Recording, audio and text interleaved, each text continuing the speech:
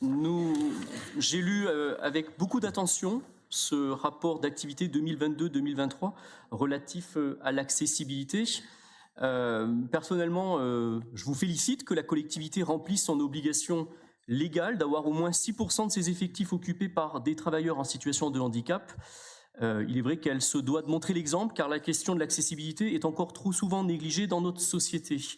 Et Monsieur Miquel, vous avez raison de souligner l'exemplarité de la ville. Vous vous êtes presque permis une leçon de morale au secteur privé. J'ai envie de vous... Bah si, parce que vous nous avez dit cette comparaison, eux ils visent 4%. C'est à peu près le... Non, mais c'est à peu près le taux que la métropole atteint. Donc si vous avez des leçons à donner, donnez-les directement à vos amis. Je pense que vous aurez peut-être une meilleure écoute.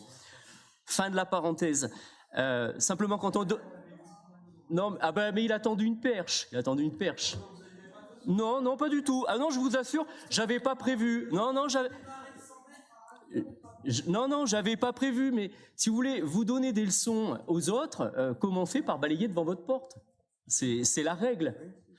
Bon, sur le fond, j'aurais quand même aimé plus de transparence au niveau de l'accessibilité, notamment des établissements accueillant des enfants, les crèches, les écoles, mais aussi les équipements sportifs. Dans ce rapport, il est simplement précisé que vous allez poursuivre la mise en accessibilité. Je pense qu'il est en fait nécessaire de savoir où nous en sommes précisément aujourd'hui, connaître le taux de réalisation, ce qu'il reste à faire, sur quel site, le calendrier d'exécution et l'échéance prévue pour une accessibilité totale. Je pense que c'est ces données-là que nous avons besoin d'avoir pour y voir vraiment clair. Vous rappelez d'ailleurs avoir démarré ces travaux en 2005. Je m'étonne que cette priorité affichée n'ait pas donné lieu à une véritable accélération qui permette presque 20 ans plus tard d'être enfin en conformité. Je crains que cette priorité ait été rétrogradée au temps de priorité, encore une fois, dans la communication, mais pas forcément dans la réalisation.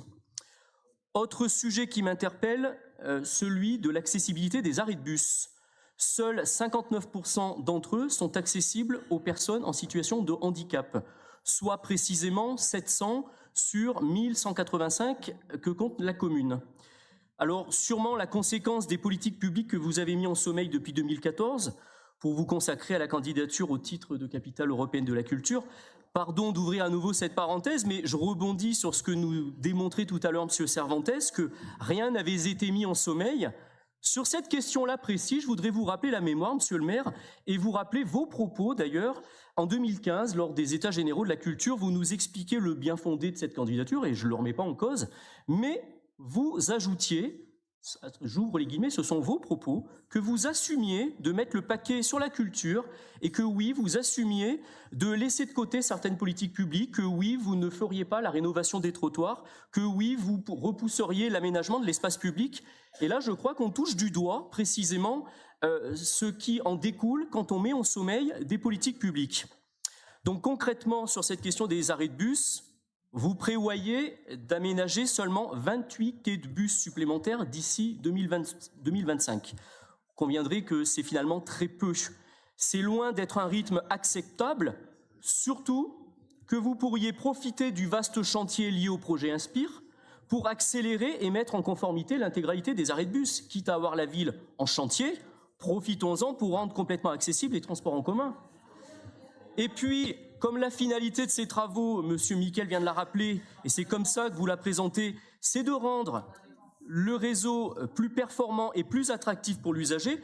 Commençons par lever les freins physiques qui empêchent les personnes à mobilité réduite de les emprunter. Il en est de même pour l'offre très insuffisante qui fait que très souvent les bus ou les trams surchargés deviennent inaccessibles aux personnes en fauteuil. Je note aussi qu'il n'est toujours pas possible pour ces personnes de revenir du Zénith en soirée avec le service Movicité. Je voudrais juste vous rappeler, parce que le temps passe vite, que le Zénith vient de fêter ses 20 ans et que vous prétendiez au titre de capitale européenne de la culture. Ça ne fait pas du bon effet. Il serait donc temps d'embrayer et de passer à la vitesse supérieure. Vous voyez, la mobilité, ça a du sens, surtout pour ceux que vous privez d'accès aux services publics et qui n'ont par conséquent pas d'autre choix que d'utiliser leur voiture, parce qu'elle, au moins, elle est adaptée à leur situation de handicap et elle leur permet de se déplacer à minima pour leurs besoins du quotidien. Alors, concernant l'accessibilité sur l'espace public, vous en avez parlé, là aussi, les résultats sont encore trop insuffisants.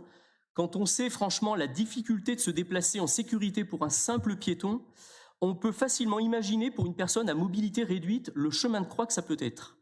La voirie est encore largement parsemée d'obstacles, mais ce n'est jamais de votre faute. Les quilles, les potelets en plastique dont vous raffolez tant poussent tout seuls. Les stationnements pour personnes handicapées, vous l'avez dit, sont souvent mal placés. Le phénomène est amplifié avec les travaux parce que vous en supprimez et ils sont parfois reportés à des emplacements sans aucune réflexion ni logique de déplacement, mais simplement dans une logique comptable d'essayer de faire du 1+1, du 1 pour 1, pardon. Et dans cette période de grands travaux sur l'espace public, je vous demande vraiment d'être particulièrement attentif tant à la sécurité des déplacements pour les personnes à mobilité réduite qu'à garantir tout simplement leur libre circulation.